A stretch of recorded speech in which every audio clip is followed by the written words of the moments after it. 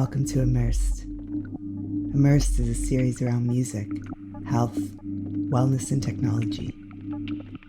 Each episode, we bring together a diverse array of perspectives to explore how music and sound can improve our lives. Immersed is brought to you by Studio Feed. Thanks for tuning in and enjoy the show. Blessings and welcome. My name is Cymone.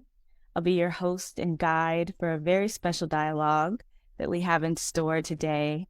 I'm excited to introduce a very special guest, someone who is full of wisdom and talent and insight and just an all-around great human being. He is a creator in his own right, a producer, a DJ. He's the man behind Kibir Amlak, a live dub show, record label, studio, and sound system based in London. So please welcome Jamie Thomas, aka Kibir Amlak. Greetings, what an intro. Thank you very much. Yes, thank you for being here. Very excited. This is a much anticipated conversation. Indeed. Happy to have you. So let's jump in. I guess to start, I would love to bring the audience up to speed and just start off by shining the light on you. I'd love to, if you could just share a little bit about who you are and the journey that led you to where you are and who you are today.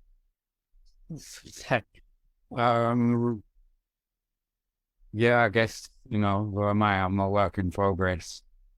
I've spent my life completely immersed in the world of sound and light as well, but predominantly sound. Like you said in your intro, music producer, creator. I've toured. I've been very blessed to have toured all over the place doing what I do. And,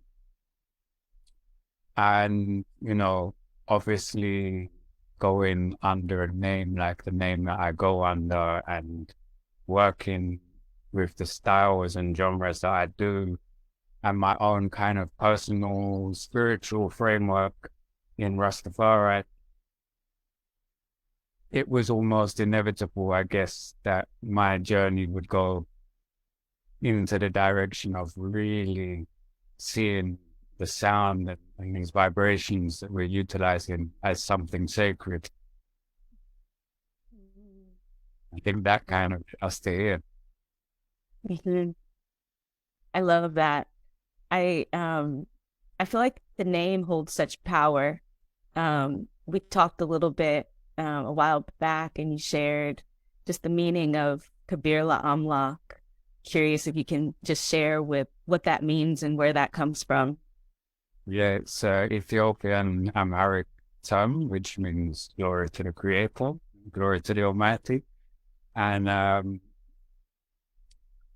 it was never supposed to be my name. It was actually the name of the sound system and the label, which in its inception was a collective of people, but, throughout the journey through time and space, I ended up being the only one remaining. And consequently, the name was sort of put upon me. People started to actually call me that name as if it was my birth name. And in a way, it's like, in terms of personal aspirations and moral and ethical aspirations, my style of approaching things like that is that I make a declaration that is probably above my capability, and then spend my time from that point forward trying to live up to the declaration I've made. So with Kibir Amlak now, it's like that name holds me accountable because I have to be accountable to the name that I chose to present my music to the world through. And when that name is glory to the Creator, there can be no second guessing what I'm supposed to be doing, Mm-hmm. Mm-hmm. I love that. sort of practice and thought process, because yeah, it definitely can keep you accountable. And sets a high standard. And yeah, I love that. I also, just to further paint the picture of you, I know you've shared that you have a bit of a diverse background. You shared a little bit with me, and I'd love if you could share a little bit with the audience, your background a little bit in music therapy as well. That that sort of sound, your personal experience of sound with wellness as well. Yeah, so I trained as a therapist, and I worked for quite a large part of my life with young people. A lot of the sort of music-based stuff took place in the school setting, and I essentially held a space for predominantly young men, occasionally young women, who ideally weren't going to be permanently excluded from school. So I had to try and find a more constructive way with them to deal with the myriad of complex emotions that they might be going through with hormones and school and, troubled backgrounds and so forth. And because music's always been my life and I'm trained therapeutically, it was a good fusion. But, I wasn't a music therapist in the traditional sense. They tend to be classically trained musicians that then do a very formal music therapy type of training. But that's a powerful modality, but I do think it's slightly outdated. And it's so wrapped up into the confines of the Western sort of approach to music and classical tuning and things like this. And what we're really talking about is frequencies.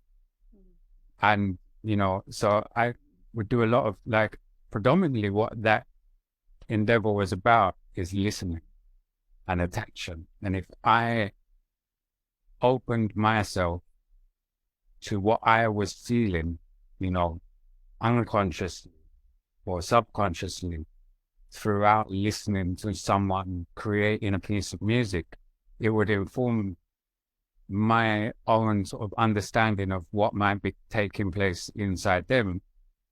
And then we could look at creating certain resonances and tempos and rhythmic patterns and styles and lyrical content that was informed by me trying to listen very carefully to their nonverbal communication, which really is nothing different to what I do in my sort of touring, for want of a better word, and performance, for want of a better word. I'm trying to listen and attune to the audience,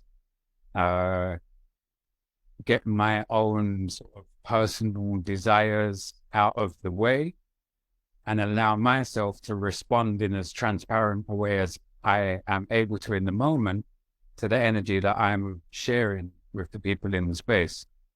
Mm. I love that. I love that so much. And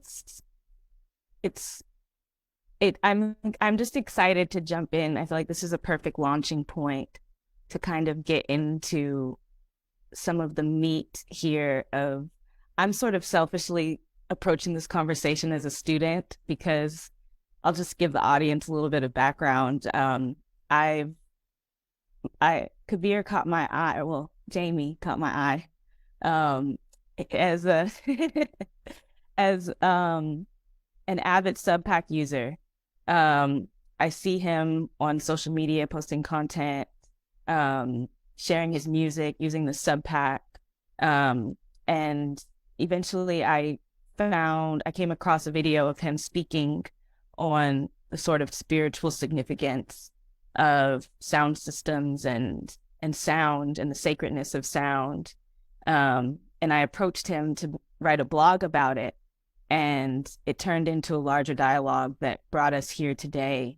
So as I said, I'm sort of selfishly approaching this as a student to really just allow you to speak and share your wisdom on sort of the history of sound systems and the spiritual significance and the sacredness that's really at the core of those spaces that doesn't really get talked about as much today. So I guess from here, maybe you could just share some of your personal experience with these sort of sound system culture, these sacred spaces, and what that means to you and what you've experienced. Yeah, I first experienced it at a very young age, way before I had language to articulate what I was feeling and experiencing, which, I think this entire dialogue, there's a kind of, like an elephant in the room could be that there's a paradox to this, because we're trying to intellectualize something that is a lived experience for many people, and intellectualize it to put it into language so that it can be understood by people maybe that have never even experienced it.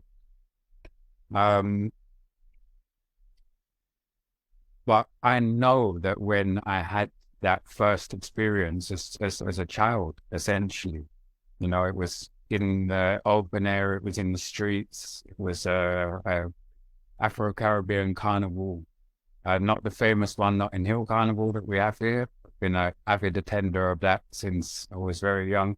But this was St. Paul's Carnival in Bristol. And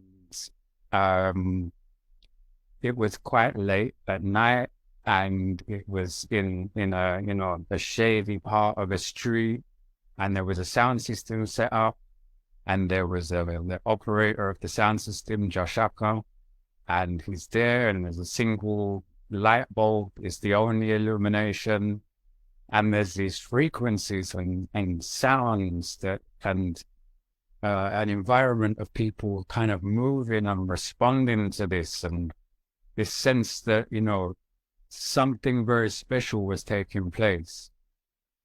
And everyone knew that it was special as well.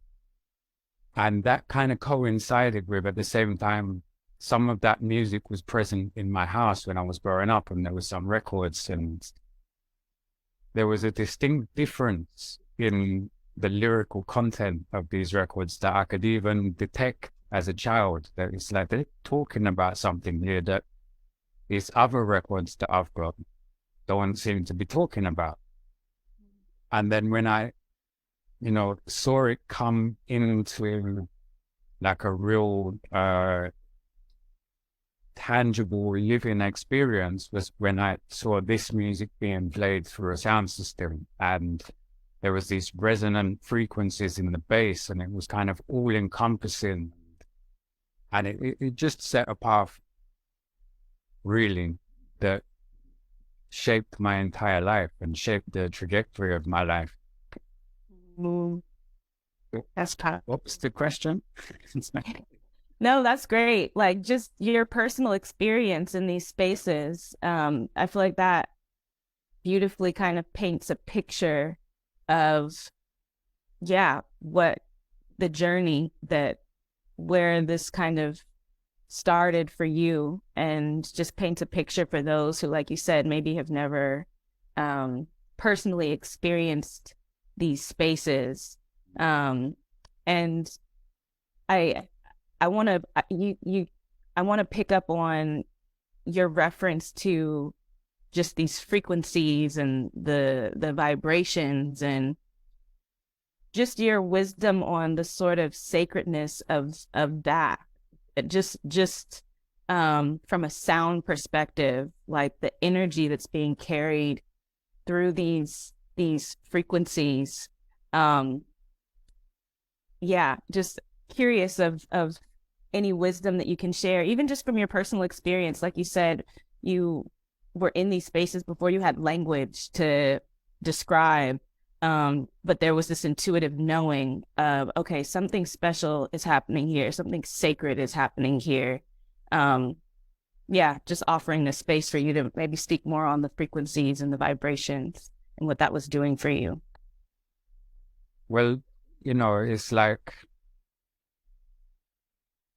somewhere in our kind of genetic memory, we know that gathering in a round space, it automatically marks it of some cultural and spiritual significance. So, and a group of people whose capacity to attend to a phenomena that is not too warped by sort of intoxicating substances, a group of people gathering in a round, all with their attention focused on one single point of focus, it automatically evokes this sense of a sacred, ritualistic, ceremonial event that is taking place. And then, it's like having the language to describe it is still even a work in progress now, because it became evident to me that something so profound was happening, it needed to be explained,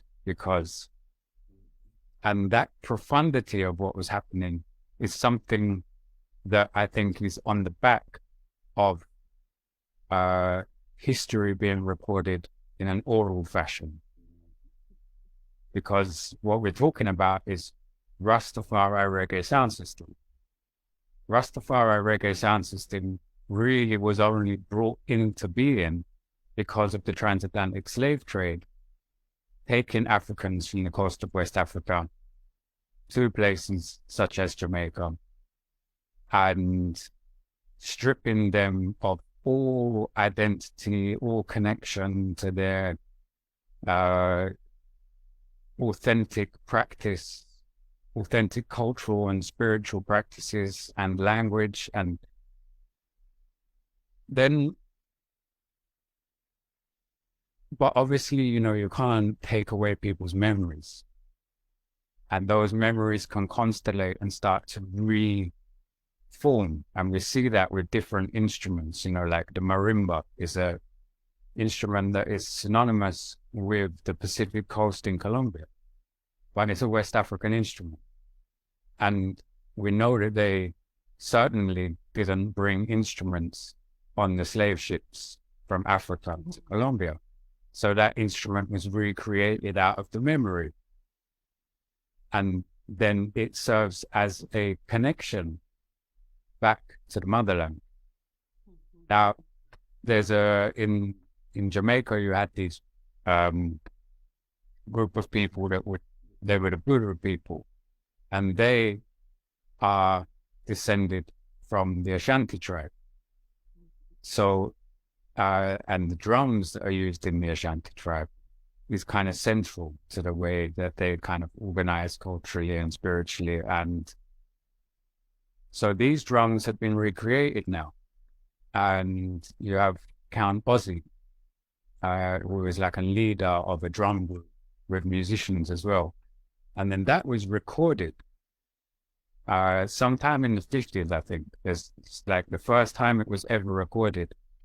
And I think this even really speaks to the potency of it, is because actually the first record it was ever recorded on is Oh Carolina, which is not really a spiritual song. But what we then had was this recordings of these ancient instruments that function in some ways with resonant frequencies that are focused in the lower bass frequencies. But the recording technology and the reproduction technology of amplifiers and speakers and so forth weren't necessarily capable of reproducing that experience. So in looking at that, and in looking at the way technology has progressed over the years, and, we don't have to rewind the clock much when this thing that we just call bass, haphazardly we refer to bass, you can get a bass upgrade when you buy a car, you've got bass in your AirPods, you've got bass in, it's like everywhere now is bass. But we don't have to go back very far when 100 hertz was the limit of low frequency reproduction. If you look at it on a spectral analysis at 100 hertz, it just falls out. Now, 100 hertz roll off is not that frequency doesn't necessarily hold the potency of what's being recorded. So that creates a situation now where the technology that's going to reproduce these sounds is going to have to, in some way, emulate the experience of being drums. So if you look at the early photographs of the Jamaican sound systems, that it was technology that was readily available, but the bass speakers would be put into enormous cabinets, like wardrobe-sized cabinets, to extend the low frequency response. So my research to date has brought me to making what some might consider an outrageous claim, but in my opinion, bass can't be anything other than something sacred. You know, music can't be anything other than something sacred, because we've used songs to praise the creator. Our language is rhythmic, our universe is rhythmic. So I propose that the reggae sound system has always been at the forefront of amplifying low frequencies, and it pushed the technology so that people that then had the money to invest could develop more higher powered amplifiers and more efficient cabinets, until the point where we see ourselves today, where bass is just a part of our everyday life. I love that. Yeah. It's so true. Just the roots of just sound in general being so sacred, and especially bass and the power of the drum. I love how you connected it back to the history of the enslaved African people, and it just makes me think about even, just the power of the drum. The drum was used to communicate among some tribes. As a form of technology in a way, before cell phones, using the drum to communicate across distances. So there really is, and always has been, such power there. I want to touch on, you shared with me just sort of the ceremonial and ritualistic setting of these spaces and some of the ways that they achieved that. Specifically, I really liked how you talked about the speaker positioning, the speakers facing inward to prompt you to go inward, as well as using the lighting, dim lighting, so that your focus isn't so outward, but more so drawing you into yourself. I would love if you could speak more on that and just how they created sacred space. Yeah, so I think in my kind of framing sound system in this kind of sacred ceremonial setting in my thinking and so forth, it brought me to think about all of the different components, and there is something unique. There's many unique things about reggae sound system, and I think each one of those unique things points to its sort of sacred nature. So in reggae sound system, traditionally, the speakers would be set up around the circumference of the gathering. And conversely to, like, when you set up for a live band stage show, you have the stage, and then the band have stage monitors and side fills, and each member of the band might bespoke the sound they hear from their monitor.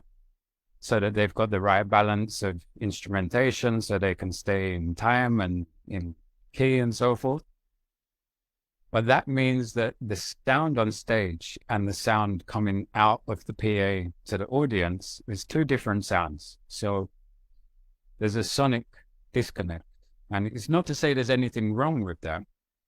It's, in some ways, it's entirely necessary when you're performing as a band to have the monitoring correct. But then even in the sort of nightclub setting, you have a DJ booth, and on the DJ booth, there's a monitor, volume control, and, you know, some of the more high-end nightclubs, the monitoring is so good that the sound system might have even switched off and you wouldn't know. So, but in sound system now, there is no monitoring system. The person who is controlling and operating the sound system is submersed in the same sonic landscape as everyone there. And that, to me, is a very unique way of listening to recorded music. So, like listening to records. And I don't see that type of arrangement in anything else other than ceremonial, ritualistic things. And I don't think that it was intentionally constructed in that way, but, you know, based on the framework and the memory bank of these formerly enslaved Africans now in Jamaica recontextualizing and trying to reconnect. I think it happened, you know, unconsciously that things would constellate in that way, which I think is definitely one of the most efficient ways of using recorded music ceremonially. And possibly, I think, one of the only examples of where recorded music is used ceremonially in that way. Then this one maybe is more specific to the way it constellated in the UK, in the major cities in the UK. But, you know, typical setting, everyone's gathered in around, it's a dark room. There's no flashing lights, there's no light show, there's no lasers, there's no strobe lights, none of that. And there's just one light bulb. And it's the old school filament light bulb, which is sensitive to fluctuations in current, in the electricity. But, you know, that light bulb is plugged into the same set of plugs that amplifiers are plugged into. So every time there's a low note and every time the bass gets switched, there's a power surge. So this light is changing, it's flickering, and you know, it vibrates and it emulates firelight. And that light is silhouetting the person who is operating the sound system. Or, you know, we could say silhouetting the leader of the ceremony. And that light also is casting a big glow onto a banner above the sound system control tower of His Imperial Majesty Emperor Haile Selassie. And everyone in the space, really, in those days, if they are not Rastafari, Brethren, and Sistrian, they will overstand the importance of His Imperial Majesty. You know, they'll know some part of, you know, of how important he is to the Rastafari community, but also some of the history and some of the cultural expressions that are born as a result of a collective of people celebrating his divinity. At the same time as that taking place, most of the participants in the gathering are partaking in the use of ganja. And nowadays, I think, you know, we can plant medicine has become the kind of buzzword of the moment. So if we substitute the word ganja for plant medicine, and we start to look at all of this, there's a group of people all focused on one central point, gathered in around, everyone submersed in the same sonic landscape, partaking in the use of a plant medicine, maybe passively or maybe actively. I mean, in those sessions back in the day, even if you wasn't someone who would partake, you were going to partake passively whether you liked it or not. In that respect, it was also a burnt offering. It was an incense. You know, it's a plant that has a particular aroma when it's burned, and that aroma 100% is as kind of sacred and comforting on all sorts of levels as frankincense and other things, and maybe some frankincense would be being burned at the same time. And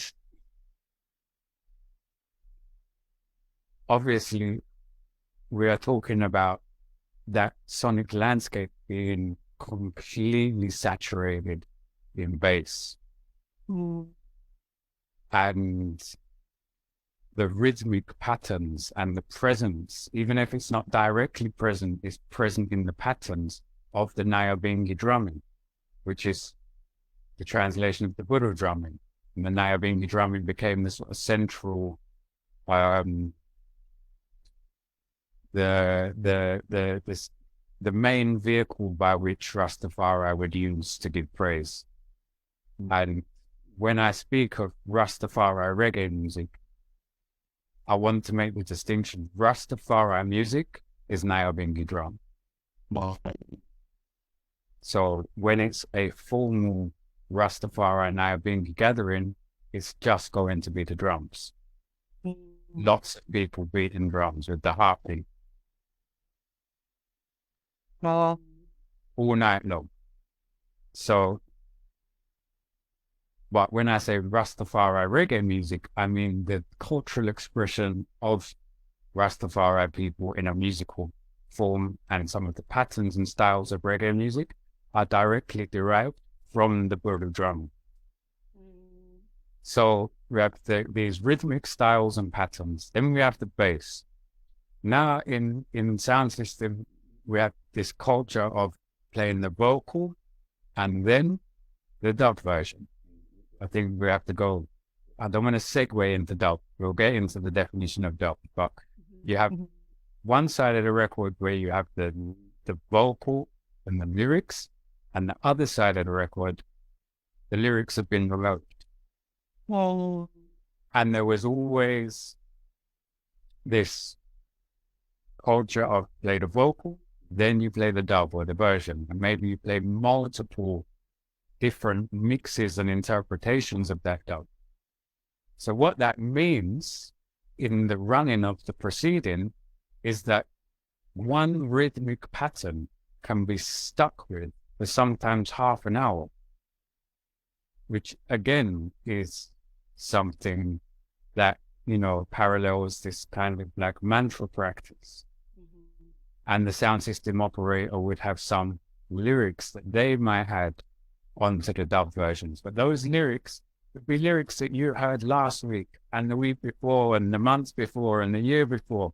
So they start to become chants, and you know, they become familiar and they get chanted over and over. So again, we can see that a parallel in the mantra practice there. Traditionally is one timetable.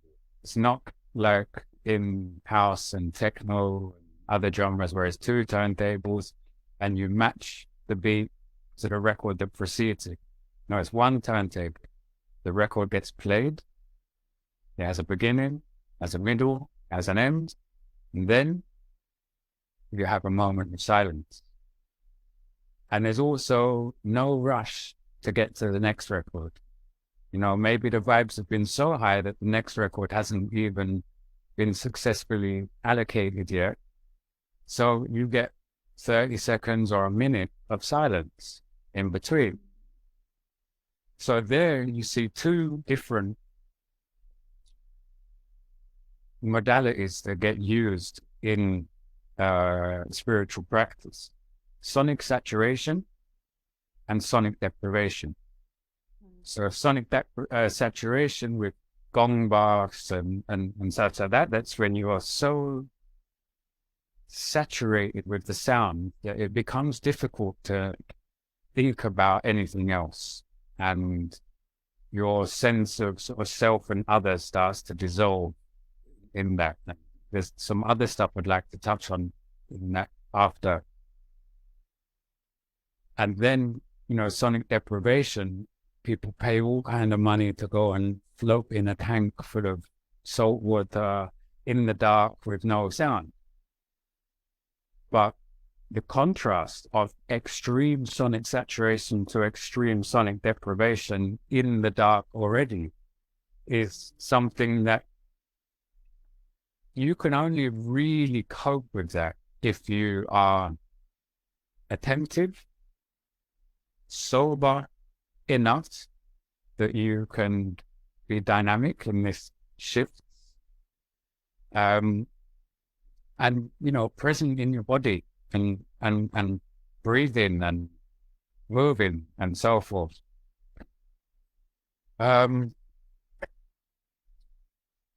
These sessions run, right into the night, and it is not commonplace for anyone in there to be using anything that is a stimulant. So again, when you look at, Buddhist meditation training where they are not allowed to sleep and they get a lick across the back with a bamboo stick if the teacher sees their head drop, because sleep deprivation is a powerful tool when used responsibly to elicit spiritual phenomena amongst groups of people. So you have this kind of threefold scenario. There's and it's a threefold of abstinence. So for the most part, people are abstaining from intoxicating substances. People are abstaining from sleep. And the Rastafari sound system gatherings, although many couples have met in this environment, and many nights of passion have been born from it, and many long-term meaningful relationships have been born from it, it's not a place where you would go with that as your intention. And kind of spilling over from the more formal Nyabingi gatherings. When it's a Nyabingi gathering, one is expected to adhere to the Nyabingi royal dress code. So there will be no excessive exposure of flesh. And, ones will wear clothing that is designated for the occasion. So that also comes over into the gathering. So it means automatically there's not a kind of lustful clamor in the gathering. So you've got sexual abstinence, intoxicating substance abstinence, and sleep abstinence. So when I actually first listed all of these properties, I was kind of blown away, where it's like, this phenomenon, Rastafari sound system, should be shoulder to shoulder with all of these healing modalities that are now becoming commonplace in the world. And to just further expand on why I think these were so special is because they were radically inclusive, and not 2023 inclusive. They were radically inclusive. Because when I say sober enough, people might drink, they might have a rum, they might have a Guinness. People might even take other substances. But generally speaking, I think the measure of the situation is that if everyone knows that you're intoxicated, then you're too intoxicated, because you're disturbing those people around you, because they know, and they shouldn't necessarily even be able to feel your energy in that way. But nonetheless, no one's going to frown on someone kicking back, leaning on the wall, drinking a Guinness. So that's why I say radical inclusion, because it's sacred and it's ceremonial, but it's not so formal that, it becomes exclusive. And there's an order that would be held in these gatherings. This is pre-nightclub times. So there was a distinct point in time when they changed the legislation in the UK that to be a security guard, you couldn't have a criminal record. And you had to be a licensed badge holder, and you had to complete some training and so forth. So couple that with going into a space that is purposely designed and survives on the basis of hedonism. All of a sudden the order is not being held in the same way. Whereas prior to that, the order was being held by a group of people who were there to hold the order, who were not afraid to intervene if they needed to, but were people from the community, of the community, and for the community. So the order was held in a way that was conducive to the community's interests, not conducive to the licensing regulations of the establishment and so forth. Wow. Wow, I'm like buzzing because there's so much of what you've said that I want to dig even deeper. I'll start by just touching in on this sort of ritualistic ceremonial setting. I just find it so interesting because we've spoken a little bit about my background being in leading ritual practices. And I just find it so fascinating, the use of, in my understanding of ritual, there's a big emphasis on bringing in all of the elements, earth, fire, water, air, ether, which can be sound.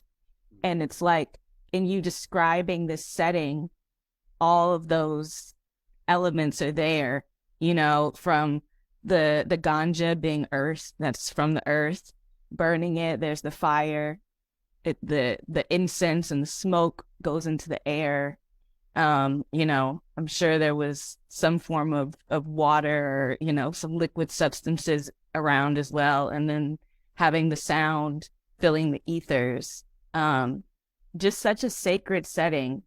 I want to talk about, you shared some fascinating videos with me just of how the setting influenced the listeners, everyone there, putting them in this sort of trance-like state.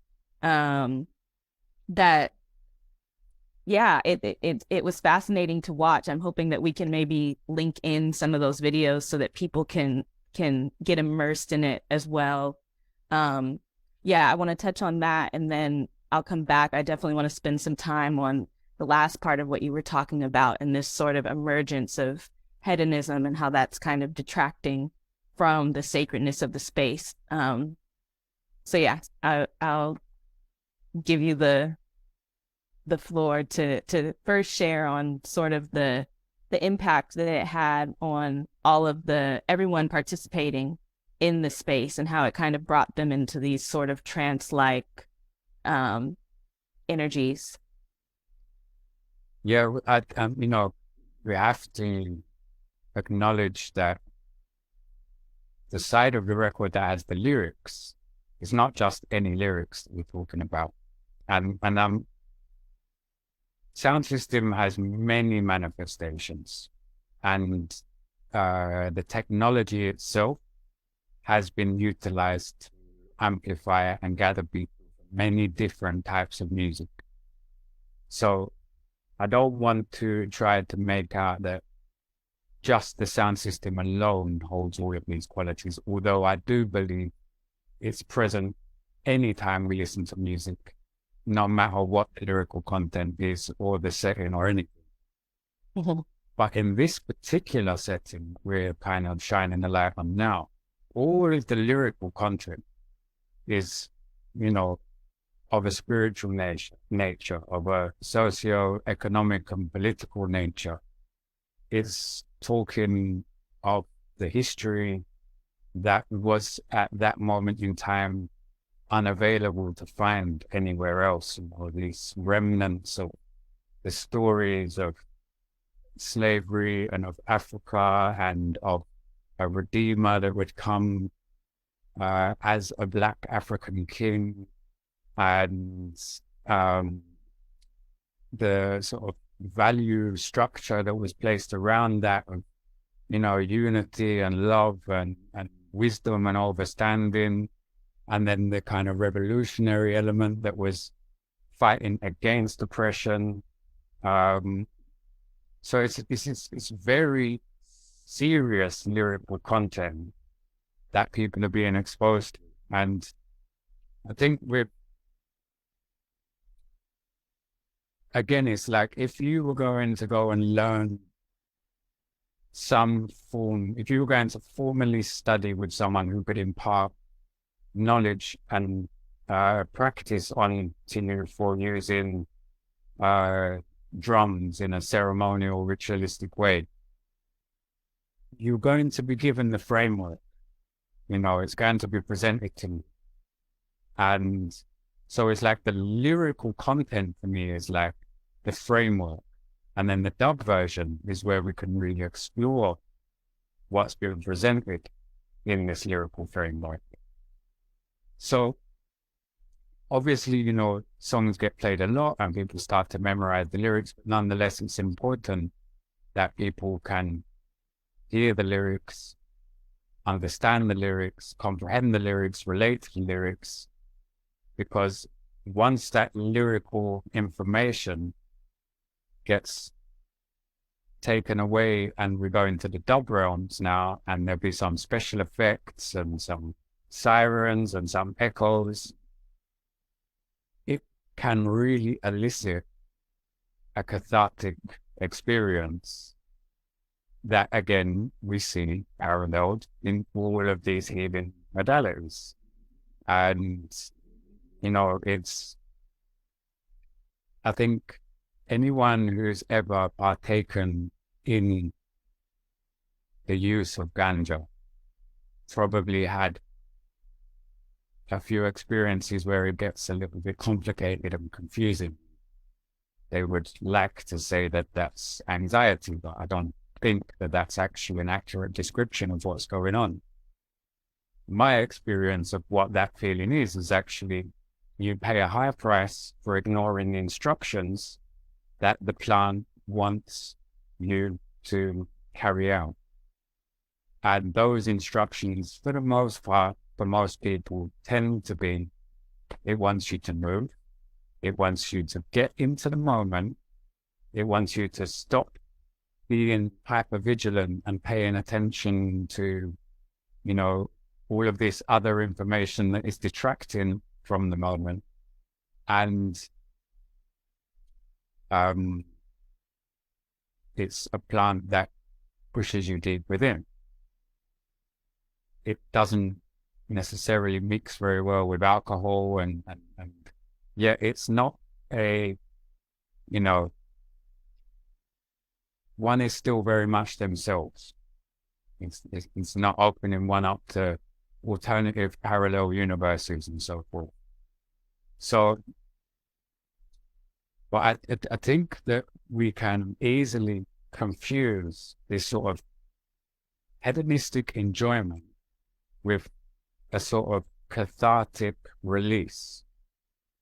And they can feel very similar until, maybe one reaches a certain age and starts to realize the downsides of the hedonistic version, side effects, and the fact that it's not sustainable when you pay a high price. Whereas the cathartic, ceremonial, trance-like state that one can find themselves in, where one feels compelled to move in a way that feels like is not a movement that they would have come up with. You know, you feel compelled, again, to speak to this kind of like African traditions. There's a lot of call and response. You know, just in Rastafari, in that context, if the person on the microphone praises the name of Jah, most people are going to respond with a cry of Rastafari. Call and response. It's how it keeps this focus. It's bringing our attention back every time. And so in that call and response, in the fact that we've just listened to all of these lyrics, the record's been turned over, we're now in the dubbed version, these frequencies are coming at you, you start to kind of just, it takes over. So I think, you know, what you saw in these videos was just that cathartic expression of like, I'm alive and I'm part of this experience. And, you know, if we put it into this political and socioeconomic framework, it's like a moment of validation that wouldn't have been commonplace in most other areas of life at that point in time. I think, yeah, that's powerful. It's so powerful. We definitely have to link. I'm hoping maybe we can like overlay some of the videos so people can see, but we'll definitely link out so that they can feel the energy, because it's potent even through the videos, just to feel what that was like. And yeah, I want to, I guess from here, maybe spend a little more time, or give the opportunity to spend a little more time on this sort of emergence of hedonism in this space and how that's kind of detracting from the sacredness, the sacred roots. I know it's something that you're really passionate about, of helping to sort of reinstate that sacredness, and remind people of the roots in that way.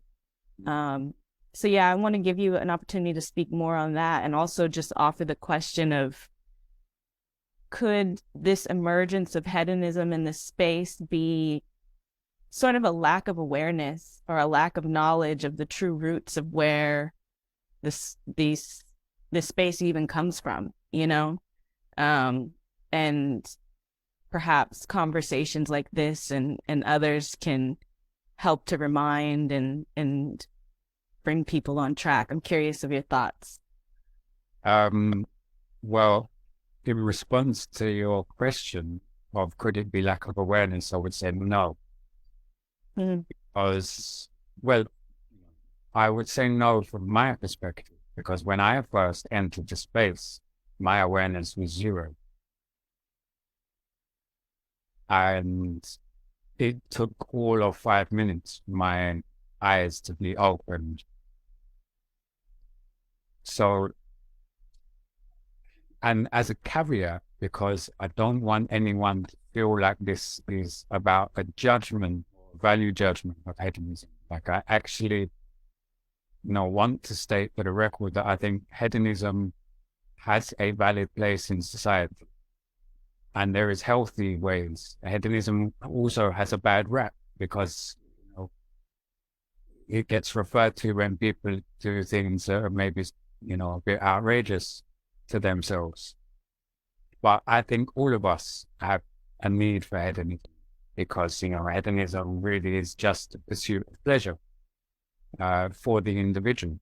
So it's not to put a judgment call on hedonism. It's just that I feel that as a society as a whole, as a global trend, that the secularization and the moving away from any form of ritual in the West and ceremony is meaning that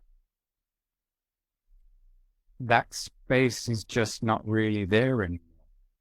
And we can have like a set of the the attributes that I listed earlier in the conversation. But if you put that set in, and then add in like a typical nightclub lighting show, some, you know, security guards that are unnecessarily rough with searching you on the way in. Nobody can smoke inside the place anymore. I often play and it's even not it because there's very sensitive smoke detection systems fitted. Some people don't even want me to burn incense. This move towards the sort of secular also means that people can be nervous at the mention of anything to do with God or a God or divine or anything. And, you know, but yet we want to hang up big banners of someone who walked the earth in recent time. You know, we can go on YouTube and watch videos of Haile Selassie, but then we want to put up a big image of him and proclamate on him as the divine, and so it's just not really compatible. Yeah.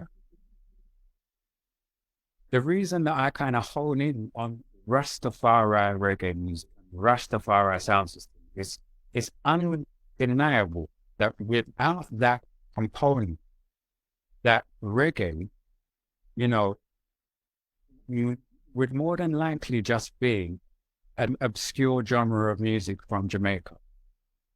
That would have been a very good genre of music, but it reached global accolade as a result of the world falling into reverence over Bob Marley and the Wailers, who was unapologetically a Rastaman. And, you know, you can't go anywhere in the world where they don't know Bob Marley. Mm-hmm. And you can't go anywhere in the world where they don't know Rastafari. And sound system, similarly, the type of blueprint of sound system that has spread to all four corners of the earth as well is very much the blueprint that was set in the Rastafari reggae sound system.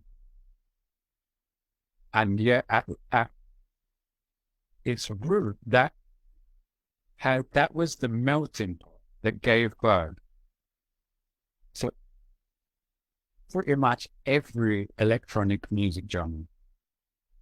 You know, we have this bass culture that they like to call it now, and but that's all from that. That's all from, you know, flipping the record over and playing the dub version and using special effects. And, you know, some of those videos that I sent you, if you saw it, it's like 1972. And, you know, it's like, when you check it, it looks like the energy and the pace and the tempo. And there's a drum pattern in reggae called step up. And that's 4 to the floor. And that's a serious, you know, a constant kick drum on every beat. That is a very serious, powerful tool to elicit trance-like states. I was fully on track to tie this into a question that I've forgotten. No, this is great. This is great because I have so many thoughts that are coming to mind of just you talking about these drum patterns and how it elicits these trance-like states. I feel like it's just so fascinating how our ancestors knew this. And now, you know, here we are creating, you know, music therapy practices and sciences around it. But it's like, I even think about, you know, shamanic drumming, like used to take you on an inward journey. Just the power of the drum and rhythm and certain rhythmic patterns. It's so potent. And yeah, I feel like this is a perfect transition to bring it back to bass and just talking a little bit more about bass. even tying in SUBPAC a little bit, because I know you have a lot of experience using the SUBPAC, and just sort of demystifying low frequency sound. I know that's something that we talked about touching on, but I want to give you the freedom to speak, because I enjoy listening to you talk about bass and the power of bass, and how it's a spiritual experience, and how the bass serves as a tool to connect us. So yeah, maybe I can give you some space to just dive in a little bit more about bass, and then I'll pick your brain a little bit about SUBPAC. So it's irrefutable now, scientifically, that sound has all kind of applications other than just this very sort of reductionist view that our ears are principally for our survival, and as a means by which to detect the direction of threats so that we can run or fight effectively. And yeah, it's a very dated notion now. Sound, right across the board, they're really all the cutting edge studies and into sound is verifying what the ancestors have known for the longest amount of time. And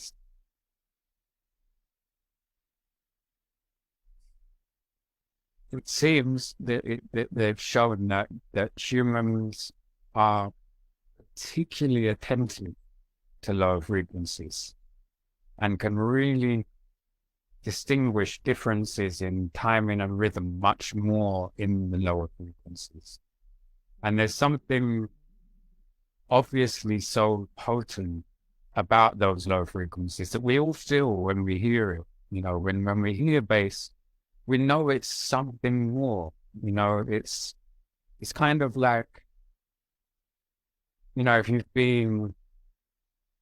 if you don't live by the sea or a river or something, someone that, loves water and you haven't seen it for a while, and you jump in for the first time, and it's like, it's an experience because it's all encompassing. And bass is so clearly that, when you submerge yourself in water, you're in full connection with it. And it's not just that you are, in connection with it because you are a sealed vessel floating in water. You're in that this skin is not really a boundary between us and our surroundings. Like, if you zoom in, it's very fractal. It's also very porous. You can cover yourself in minerals. You can take baths in magnesium salts to get magnesium into your blood. So this sort of notion that the boundary of us and other begins and ends with our skin is very Newtonian. It's very kind of cause and effect, literal, mechanical workings of things. But as you say, the ancients, they weren't operating from that strange belief structure. Mm-hmm. It's so obvious that, there's this intrinsic connection between all things. Oh. Sound is the first sense to come online in the world, and it's the last sense to go at death.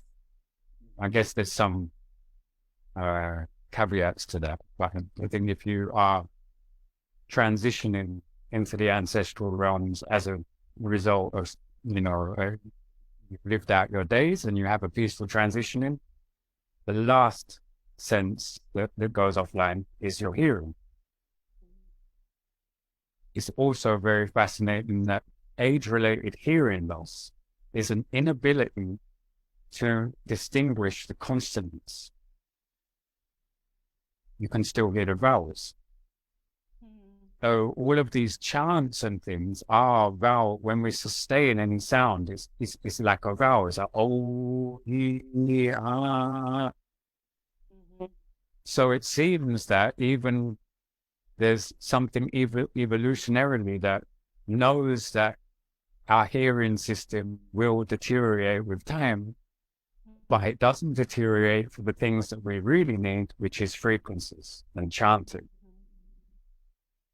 So bass now, I think, is that same experience of being in the water, because the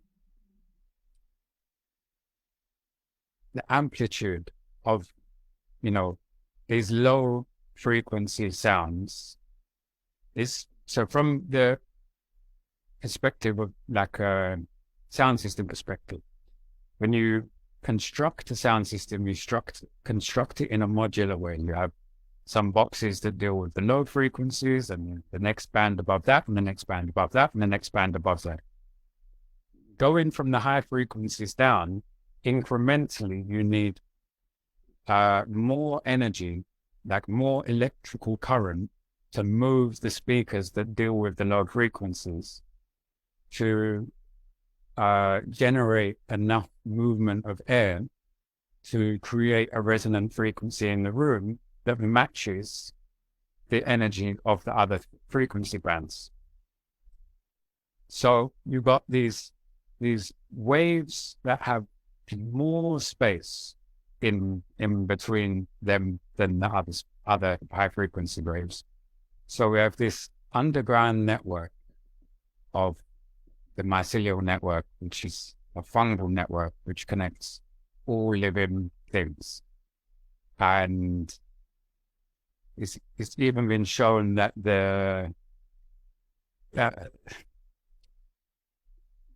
sort of punctuation of the communication resembles human speech.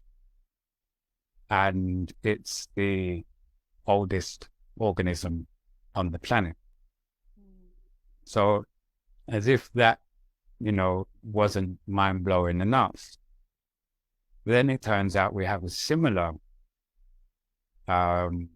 structure inside the human body, which is the cilium fiber, which wrap around every cell, and that gives serves as like an antenna. So these antennae can, if the resonant frequency is a frequency that they can, if the frequency that they're being exposed to is a frequency that they can resonate at, it actually changes the charge of the protein, and then that can actually change the shape and the cell structure. So it's kind of a shame that we needed science to prove what's already been being in practice for millennia. But I find it really reassuring when, we're making these claims, and the people that were once antithetical to these claims are now reaching the same conclusion. Undoubtedly, this marks, a new trajectory in the story of us, So these bass frequencies, like when something resonates in a room, when it really resonates, it's so obvious. And sometimes that resonant frequency can be quite unpleasant. But when it resonates, it's obvious because the experience of being submersed in a resonant frequency, you feel it, everything in your body is now, it's struck a chord, like when you have a tuning fork tuned to a particular frequency and you tap it and you put it next to a tuning fork tuned to the same frequency, the energy that the tuning fork you tapped is resonating with will now be dissipated between these two tuning forks until eventually they're resonating at the same amplitude. And that is what is happening to us with the bass. We have this antenna like network which is wrapped around every single cell. I don't know how many millions of billions of cells that is, but it's a lot. And it's changing us on a cellular level. And it's resonating, and we know it's resonating because we feel it to be resonating, because it's gone from being a frequency in the air to suddenly being a frequency that you are part of. And that illusionary boundary that we're programmed to believe between, self and other, and you and your surroundings, it starts to dissolve. And you don't have a lot of say in the matter when it starts to dissolve. Which is why it's very important that we articulate these things and outline them in a cautionary way as well. So true. It's so true. I have two questions that I want to ask to piggyback off of that. And I guess I'll start with SUBPAC and the role of the SUBPAC technology and how that sort of amplifies the effects of what you're talking about. Like, I feel like, as you've said, bass is already a sort of tangible experience, but with SUBPAC, it's even more so. You're feeling it. And I'm curious just if you have any thoughts on that.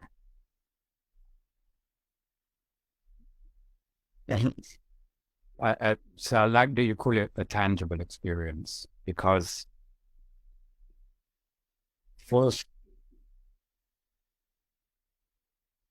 language instructs the way that we perceive things, because we interpret stimuli from our senses and then we construct it into a narrative, generally using language, and then we use that to shape the way we perceive things. And we have this strange relationship in the English language, and I believe in other languages, where things that should be verbs are nouns. So we have this thing of sound, like it's an inanimate object that I can, place, like this is the result. There is an object of sound. That is not an object once we hear it. It's sounded. So the phenomenon we talk about when we're referring to sound is not of an inanimate lifeless object. It's sounding. So, and it's interesting that, there's 4 words that can be used to describe frequency and music and other things. There's consonance, dissonance, assonance, and resonance. All of those words share the term sonance. Sonance means to sound or sounding. It doesn't mean sound, it means to sound. So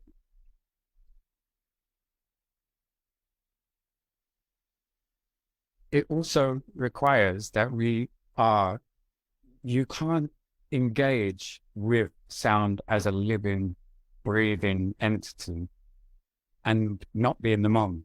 It's not compatible. It's distinctly from other forms of art. If you admire a painting or a sculpture, you can stand and you can admire it, and then you can think about where you're going to go next and what you're going to have for dinner, and then maybe you realize you haven't really been paying attention and everyone around you was really engrossed in this piece of art and you was thinking about other things, and all of a sudden, that was the piece of art, and you look back, it's still there. But if you do that in music, that point where you zoned out, you're out of the process. You're not enjoying the music anymore, because there's only one route into that, and it's in the moment. It's not like you can't conceive music as a finished piece. Otherwise, the aim of a successful engagement with music would be who can get to the end the fastest. Be like a race. So it has to be in the moment. And so we got a phenomena that happens, which is taking the inanimate description, breathing life into it, and our only means by engaging with it is to be in the present. So should be no argument as to whether or not this is something profound, sacred, as it so clearly is. But low frequencies now just seem to amplify that even more. And then, but it's like random low frequencies scare us. And I guess from an evolutionary perspective, or even, in the modern age, if I hear a really loud low frequency outside that window, I'm probably going to need to know what it is. But that's a very busy street out there. And lots of people like to pull up in cars, and they've got some serious sound systems in their cars. And as soon as I hear the low frequency in a non-random, rhythmic way, I absolutely know that there's no danger. Without the rhythm, that low frequency is going to go straight into the sort of reptilian survival-based parts of the brain. I'm going to get a burst of adrenaline. I'm going to be ready to, fight or run from whatever this thing is that's caused this serious low frequency random sound. And sound also conducts even better through solid objects, especially low frequencies, than it does through air. It moves at 4 times the speed through water than it does through the air. And we are 70% water. And I don't remember exactly, but it also moves through bone at a similar rate. So when we now think of a SUBPAC with 2 transducers, often deafened, and when I really prefer the strap-on SUBPAC, because I want those transducers to put that energy straight into my spinal fluid. And the SUBPAC for me has been a fascinating experience for many reasons that we can go into some of the other reasons after, but the SUBPAC allowed me to do something that I'd never been able to do before. And that was expose myself to low frequencies whilst wearing earplugs. So I got to experience these vibrations as a completely non-auditory experience and feel what they were doing to me. And it's profound. It opens up all kind of, but for me personally, all of the research that I've done going into this talk and other talks has been done whilst wearing a sock. I find that it's one of the most meditative things I can do.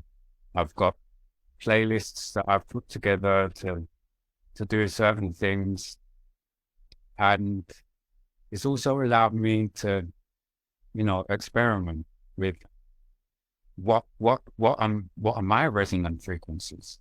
There's the sum total of every cell having its own unique sonic signature combines into a total resonant frequency for the living organism. And I know we spoke on like 40 hertz, for example, and sort of binaural beats and things, and the jury's still out for me on binaural beats.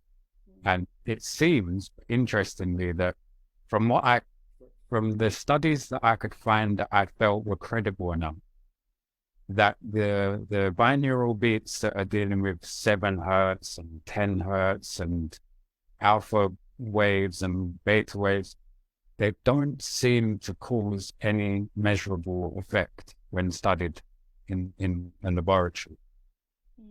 However, the binaural beats around 40 hertz absolutely do, which is the binaural beats where the SUBPAC can really come to life. And it's also, you know, that sort of frequency, from like 30 to 90, somewhere within that bandwidth, every room resonates. And something I should have touched on in the beginning is there's another very unique thing in reggae sound system. With the operator of the sound system being submersed in the same sonic landscape, and with the tools that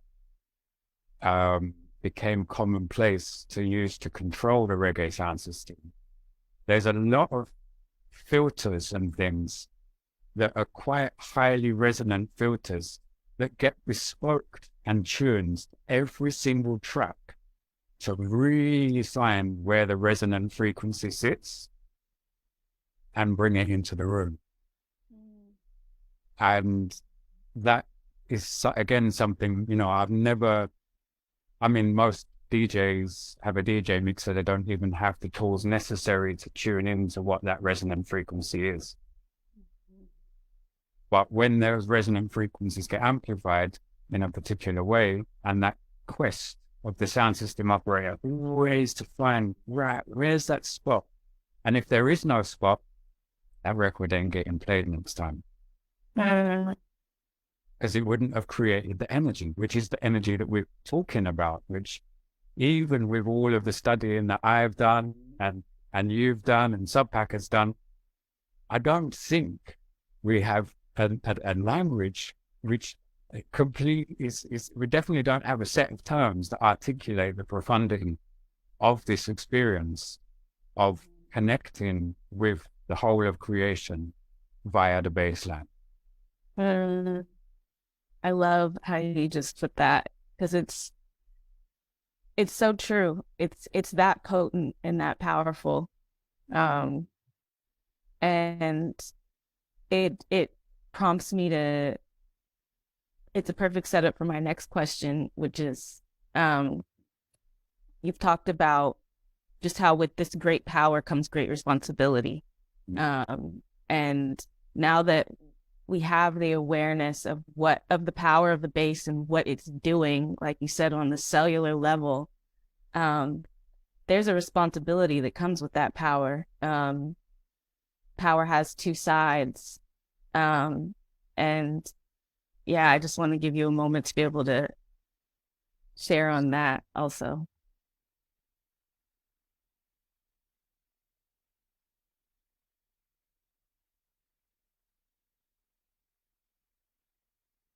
We have this tendency where we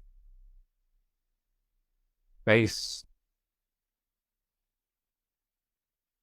I'm going to segue for a moment because, and I know this is something that you share as well, is this notion that low vibration is somehow bad and high vibration is good.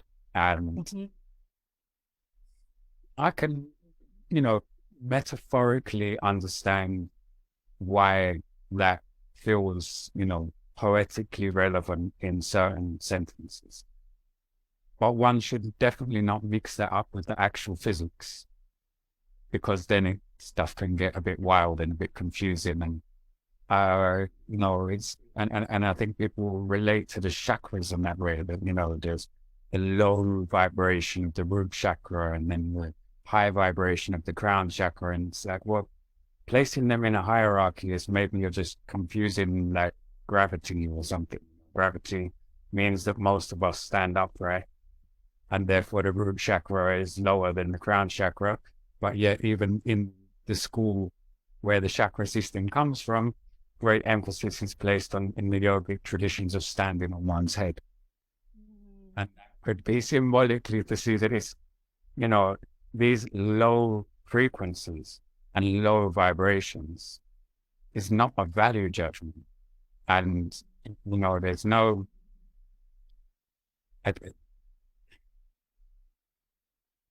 resonance isn't a value judgment. If something resonates at a particular frequency, then that means that's the cellular arrangement of that object or person or cell that is constructed in its the lattice structure that is vibrate in a particular frequency that makes it have mass and appear as a solid object. But then it has a frequency that makes it resonate, that makes those cells be able to vibrate. And if something resonates at 50 hertz, it certainly doesn't make it demonic.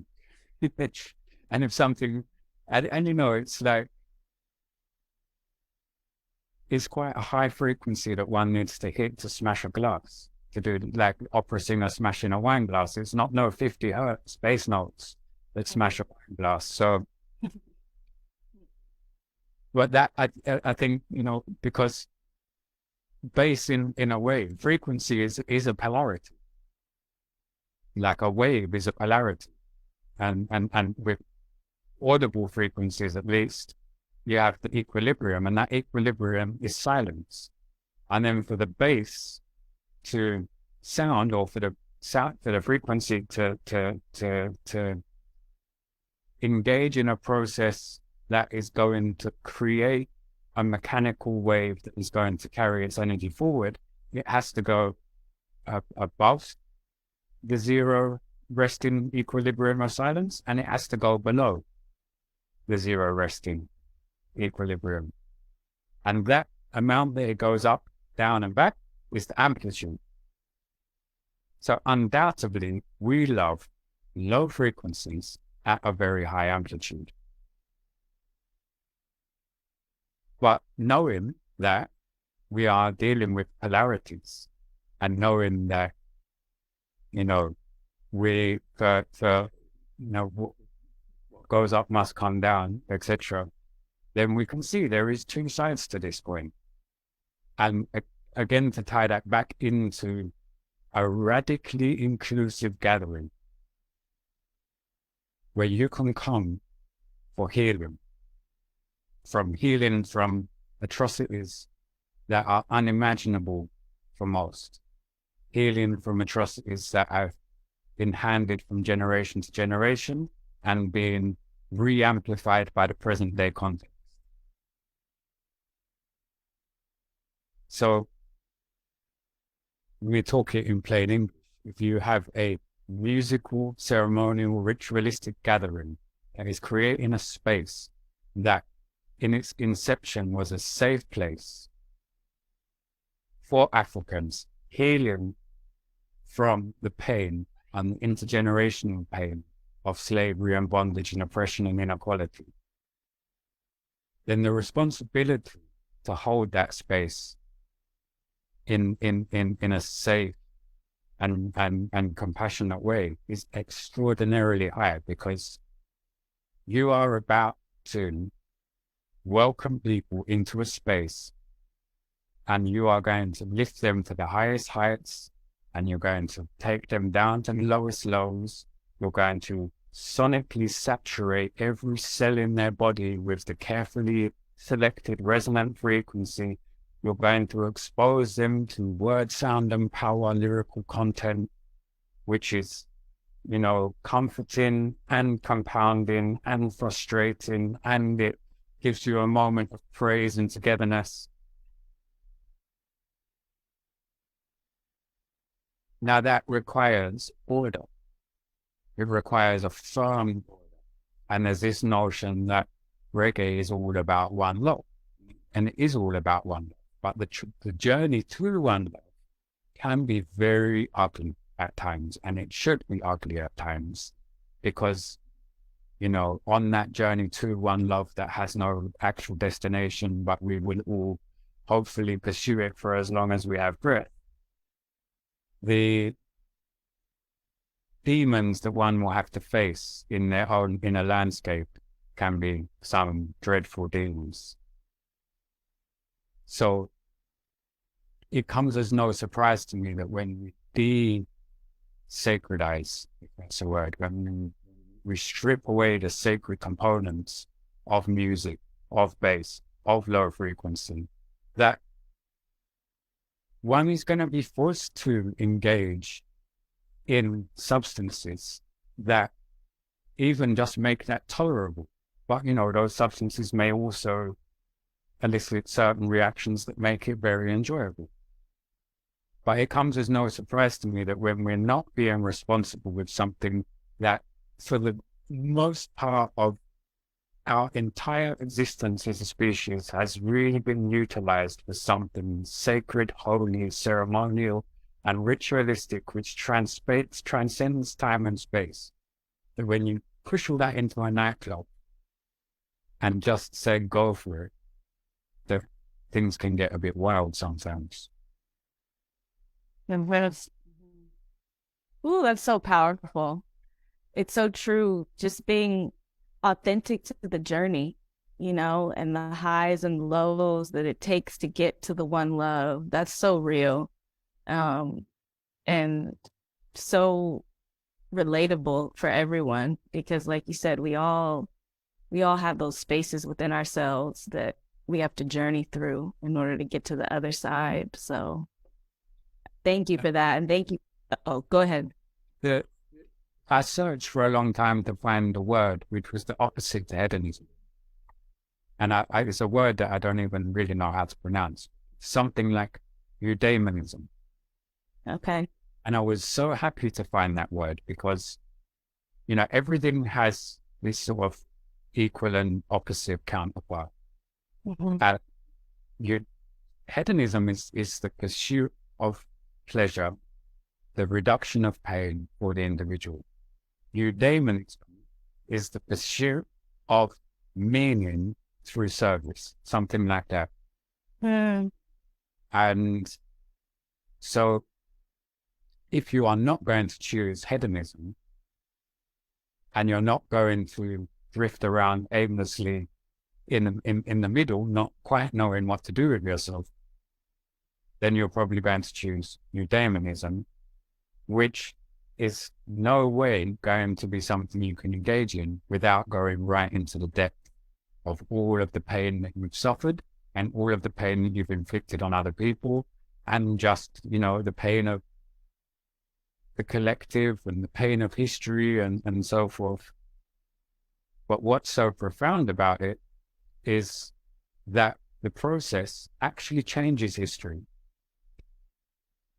Because, it's like any experience that you've had, it's like just to take it into something a bit more superficial and less heavy, you have a terrible breakup with a romantic partner.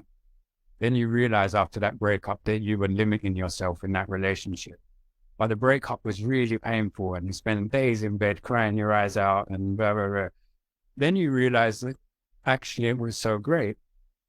And then you start to, in the future, recollect on the breakup as the point where life began. Uh-huh. Well, and the history in a way is nothing more than our memories. So that process means that we can remember the tragedy of the past, but we can stop living the pain of the past. Mm-hmm. Mm-hmm. I love that. That's so real and so powerful and definitely relatable for me personally, and I'm sure for, others listening. It's funny, I was listening to a interview with an actress named Cicely Tyson, who's no longer with us, but she was talking about, similar to what you're saying, those moments that can be labeled as, tragedy or difficult, or the harder moments. She was saying she values those moments more almost than the positive ones, because it's through moving through it and sitting with it rather than pushing it away that, so much is found within ourselves. And so I think that's an important point to shine a light on. So thank you for that. And the last thing that I think would be nice to wind down is just to hear what the future holds, because I really admire something that you've shared about sort of shifting, as we've mentioned many times in this dialogue, just vocabulary, the use of words and being intentional with the words that we use. And I know you mentioned kind of shifting from the terminology of doing shows and performances and shifting more to using words like ceremonies and things like this. So yeah, I just want to give you the space to maybe share what the future looks like for you and how you intend to continue to put into practice returning to the sort of sacredness of sound, and in hopes of maybe inspiring others or giving others some ideas of how they can do the same. Yeah, I mean, it's tricky, this stuff, because almost feels like, do I have the audacity to proclaim new titles for my work? But as time progresses, it's like, I'm not a performer. I'm not a performer. I don't have a performative personality. I don't like, obviously I like attention enough to get on stage and to be on podcasts and things like that, but I don't love attention. And so that whole sort of performative, like I'm a spectacle, look at me and watch what I do, it's never sat well with me at all. And I try to explain to people let's just go straight into it. I'm going to call it my ceremonies instead of my shows. Right. Mm-hmm. I try to explain to people in that it's, I don't have a set list. I'm not going to play anything in any particular order. And what I'm doing is live dub mixing. So, like, to explain that, I have all of my discography loaded into a computer, and then I have controllers give me a fader for every instrument, and then lots of dials that I can dial in different effects. So I'm completely spontaneously remixing and dubbing. That is what they call dub a genre now, but it's not. It's a process. Mm-hmm. Process done to reggae music, and it can be done to other genres. Dub as a genre means reggae without the lyrics, which means reggae without the substance, reggae without Rastafari, reggae without African liberation, reggae without a cultural backbone and a decades-long, centuries or millennia-long foundation that it sits upon. But the process of dubbing is something that I'm doing according to the energy of the people in the room. So I try to explain that this is not me performing. Every single person is going to be having thoughts and feelings and emotions as the evening progresses. And all of those thoughts, feelings, and emotions are going to change the electromagnetic resonance in the room, which is going to change me. This isn't like a hard sell of like some unique offering that I'm offering. This is just straight up science.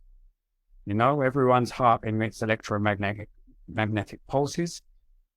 Those pulses are measurable across distance, and the same network I spoke about that surrounds the cells with an antenna-like substance and structure also responds to electromagnetic waves as well. So in a way, I'm just stating the scientifically obvious that I don't think what is even performing.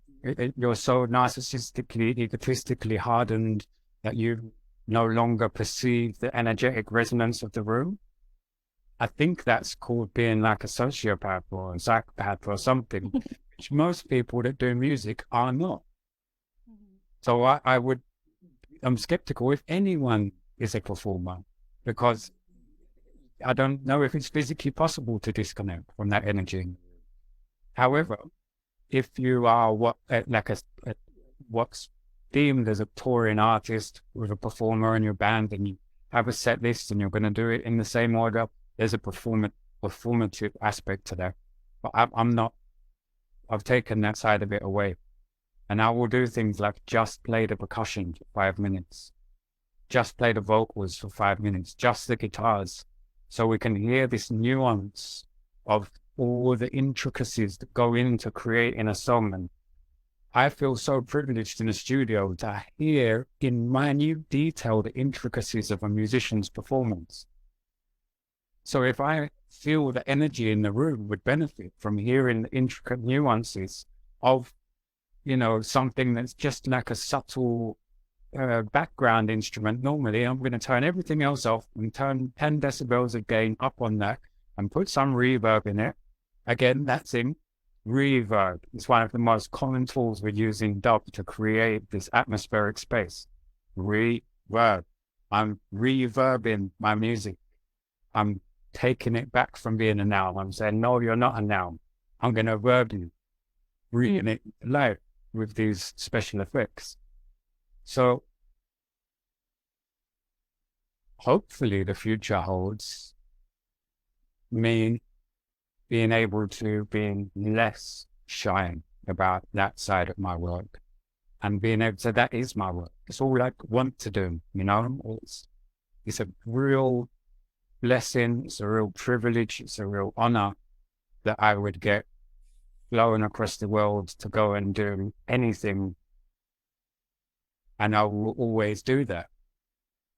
But the future for me really needs to have spaces where we are not compromising on the sacred ritualistic components of Rastafari reggae sound system, even if that means we don't use sound systems and we use SUBPACs, or we don't, you know, whatever it means, that side needs to be preserved.